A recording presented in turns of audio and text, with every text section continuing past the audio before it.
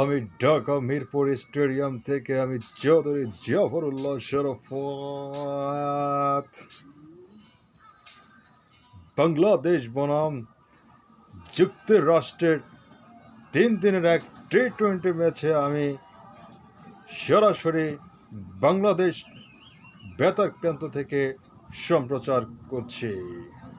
যা হোক, ওদিকে প্রস্তুত বাংলাদেশের দুর্দান্ত বোলিং, বর্তমান কিংবদন্তি আইপিএলের দুর্দান্ত খেলেছেন। যা হোক, দৌড় শুরু করলেন মুস্তাফিজুর রহমান। আম্পায়ার রাট টাকা বল করলেন, একটু কাটালেন এবং কাট করে দিলেন। বল চলে গেল স্লিপ এবং গালির মাঝখান দিয়ে সীমানার